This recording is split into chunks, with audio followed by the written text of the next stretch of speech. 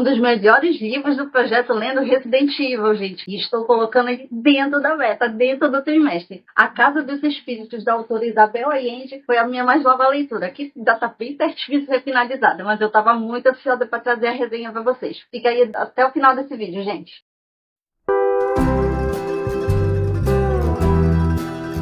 Oi, pessoal do Divã Literário, bem-vindos de volta ao canal. E hoje eu tô trazendo a resenha desse livro aqui, gente, que foi um dos que eu propus para ler no projeto Lendo Resident Evil desse trimestre, que já tá aqui em curso, o mês de novembro já tá acabando, mas eu li conciliando com Jane Eyre, que ainda não tá muito avançada como eu gostaria, mas esse livro aqui eu fiz questão de trazer porque ele tem uma proposta temática de leitura que eu acho que todo mundo aqui já conhece, que é Tempo de Clássicos, em homenagem ao podcast da Bruna Martioli, que inspirou esse tema de leitura, em homenagem ao nosso jogo atual, que é o Resident Evil 4 clássico, homenageando jogos clássicos da franquia. O irônico é que ano passado a gente homenageou o Resident Evil 4 Remake, que abriu esse projeto de leitura, e esse ano, que encerraria o projeto, mas depois de muitos pedidos no meu direct, o principal é, por favor, não encerre o projeto, eu voltei a ser leitor com esse projeto. Então ano que vem teremos lendo Resident Evil com outras temáticas de leitura, algumas bem engraçadas, mas isso é o máximo de spoilers que eu vou dar para vocês. O vídeo convite vai sair em janeiro. Mas focando aqui, vamos voltar aqui para A Casa dos Espíritos, que, gente, foi uma experiência de leitura incrível. Esse foi o meu segundo da Isabel Allende e foi o seu romance de estreia. Esse foi um livro que mexeu bastante comigo como leitora e como mulher também, porque esse livro ele não é um livro feminista, eu acho que talvez nem fosse a intenção da Isabel Allende, mas esse livro ele traz questões pertinentes sobre feminismo, sobre sufragismo, que chegou aqui nas Américas Latinas, e várias outras questões sobre feminilidade e sobre o lugar da mulher na sociedade. Eu recomendo, principalmente para quem vai fazer algum trabalho sobre feminismo, esse livro aqui ele vai dar muitos subsídios, muitas dicas, principalmente tendo um romance histórico também. Ele também traz, mesmo a Isabel Allende não falando diretamente, mas ela fala sobre o Chile, das primeiras décadas do século XX até a década de 70, quando foi deflagrada a ditadura militar no país. E agora eu vou falar sobre esse livro no projeto, porque esse livro ele foi escolhido propositadamente. Eu já pretendia ler no início do ano, mas ele casou direitinho com o projeto, porque ele é uma obra clássica, foi escrita na década de 80, em 1982. São 43 anos, gente, esse livro tem a minha idade.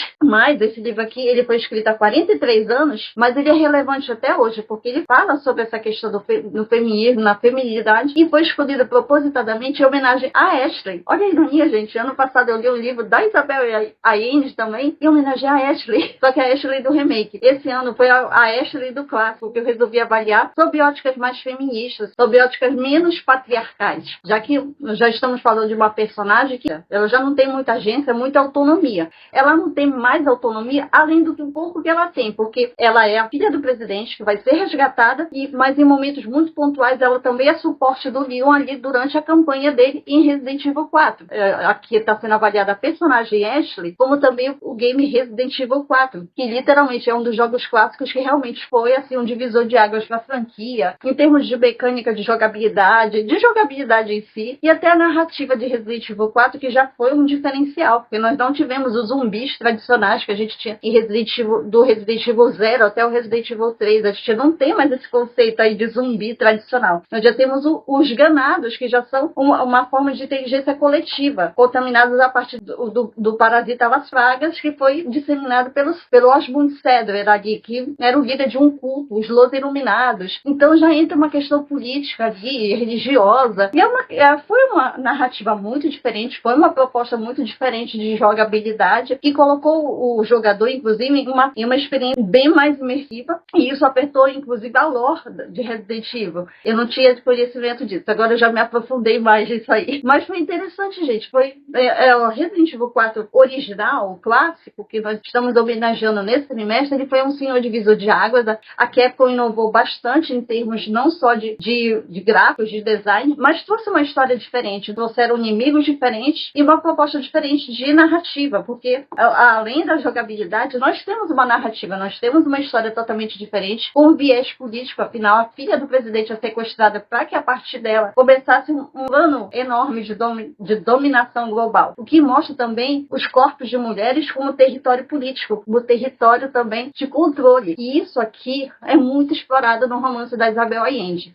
Eu fiz um paralelo com a narrativa de Resident Evil 4 e com esse livro, mostrando como as mulheres são controladas de forma societária, como a sociedade controla a mulher. Não só pela questão do casamento tradicional, os papéis de gêneros tradicionais. Ali a gente avalia muito a questão dos papéis de gênero tradicionais. E é muito interessante de ver, inclusive, que eu pude fazer muitos paralelos entre a própria Ashley e as próprias personagens aqui desse livro. E são mulheres que, por serem da alta sociedade, elas não têm muita escolha. Elas simplesmente elas se moldam a uma aspiração de vida social que limita a agência delas. E elas próprias, naquele contexto ali, elas percebem que elas não têm muitas opções além daquilo que lhes é ofertado. Não só pela pouca formação acadêmica, as mulheres não, até as primeiras décadas do século XX, elas não tinham acesso a uma educação que realmente lhes desse mais autonomia. E essa foi uma luta das sufragistas, não apenas pelo acesso ao voto, pelo direito ao voto, que não foi o único. As sufragistas lutaram por direitos salariais, igualdade salarial, acesso ao mercado de trabalho, as mulheres poderem votar, poderem trabalhar e terem a sua própria remuneração e não dependerem totalmente dos seus companheiros. Esse é um livro aqui que faz a gente questionar tanta coisa sobre as mulheres, que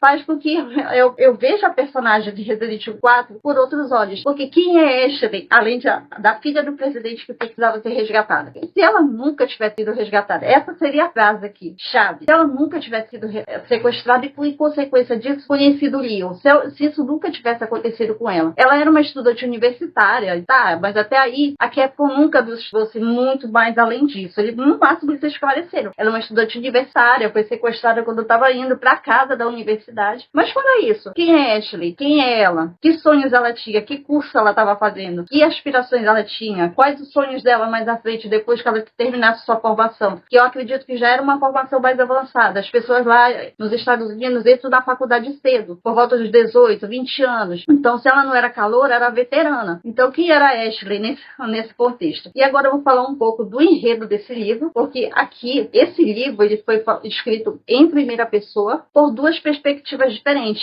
A Alba, que é neta de um dos protagonistas dessa história, e o avô dela, que no tempo presente, que vai crescendo ali com o avançar dos anos, vai contando como se deu a situação política e sociocultural do Chile nas primeiras décadas do século XX. A gente, se prestar bem atenção, a gente consegue perceber bem esse livro contado em primeira pessoa, a narrativa que narra do personagem. Só que essa forma de narrar nos confunde um pouco, quando vai passar de um narrador para o outro. Quando é para a Alba, que é quem realmente está fazendo a narração de todos os eventos que aconteceram com a família dela. Aqui a gente está tendo eventos que acontecem com a família Trueba, que é uma família que passa por muitas tragédias, inclusive tragédias políticas. A política meio que afeta todo o histórico da família dela, e por conta disso, e por conta de várias tragédias, a Alba pega os diários da avó e os próprios diários que ela tem, que ela passa a escrever diários ao longo da adolescência e vida adulta dela, e junto com esses diários ela meio que forma um memorial, que é de uma forma que eu posso dizer de resistência, porque através desses escritos ela vai construindo a memória da família dela, que acontece a partir de um único evento, que é a chegada do cachorro Barrabás,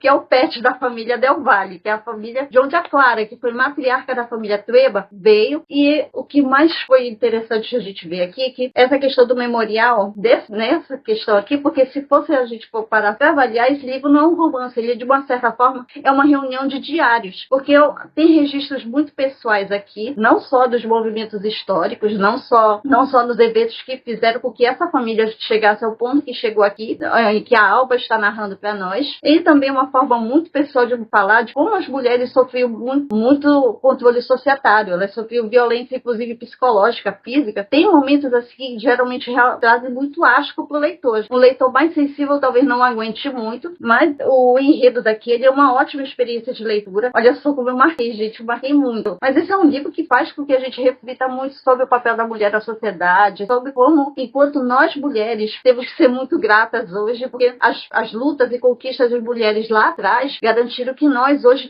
tenhamos um pouco mais de liberdade, possamos trabalhar, possamos ter nossa própria renda pessoal. É claro que a nossa situação ainda está longe de ser perfeita, longe, gente, está muito longe de ser perfeita. Mas o que acaba acontecendo aqui, a gente consegue perceber um pouco mais de clareza aqui, porque as lutas femininas aqui nesse livro, elas foram mostradas mais como uma conquista de agendas políticas, agendas populistas, e mais com base na negociação, já que o sufragismo que chegou aqui na América Latina é um sufragismo que esteve mais concentrado nas elites. As mulheres das elites lutando pelos próprios direitos. E quando foram levar isso para as mulheres das camadas mais populares, as mulheres que trabalhavam, muitas vezes eram o pilar da casa, eram quem sustentava suas famílias, já que os companheiros eram ausentes disso, quando tinha algum companheiro, a mensagem do sufragismo ali nem chegava nelas. Porque quando é que você vai priorizar a discussão sobre direitos das mulheres, tendo que sustentar seus filhos, seus parentes mais próximos, sendo muitas vezes arrimo de família? Então, são muitas reflexões aqui que esse livro traz sobre feminismo, feminilidade. Eu acho que super vale a pena. É uma leitura para mulheres, mas os homens podem ler sem problema nenhum, porque vocês vão gostar bastante dessa leitura. E esse livro aqui, não só ele foi propositadamente escolhido, mas ele traz também algumas reflexões muito boas sobre patriarcado, sobre machismo,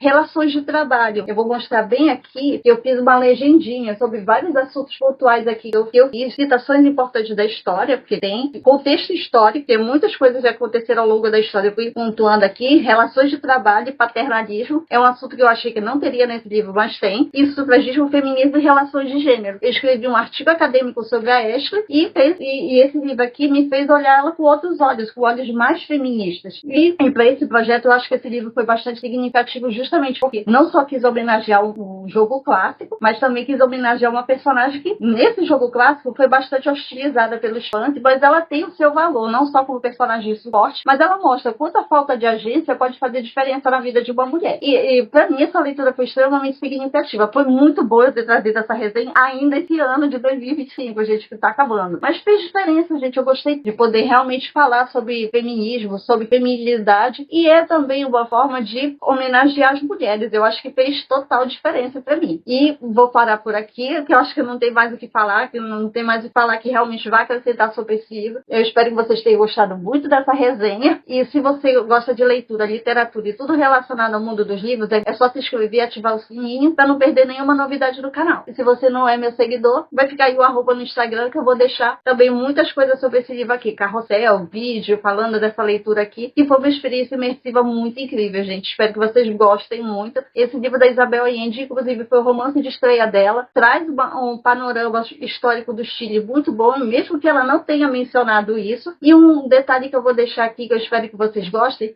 é que esse livro, ele faz parte de um movimento que só teve aqui na América Latina, um movimento chamado Realismo Mágico, que é um movimento da leitura que se a gente for parar para avaliar, pode até confundir com o realismo que nós tivemos a nível mundial, mas não, é um movimento exclusivo da literatura latino-americana. Teve nomes importantes, não só como o dela, mas também como Gabriel Garcia Marques, que também é um autor que também fez sucesso escrevendo livros dessa temática dentro desse gênero literário. E foi, assim, uma experiência muito boa, porque o realismo mágico, o que é o realismo mágico? É um gênero literário que traz não só fortes críticas sociais, faz parte, de uma certa forma, do realismo, mas é um realismo diferente, porque aliado a questões sociais e críticas muito fortes aos contextos históricos de onde esses livros saem, o realismo mágico também tem ligação com eventos sobrenaturais, eventos paranormais, e a mescla desses eventos faz com que a gente tenha uma compreensão muito diferente da leitura, uma experiência mais imersiva de leitura. E eu vou ficando por aqui, gente. Espero que vocês tenham gostado muito e tchau, pessoal!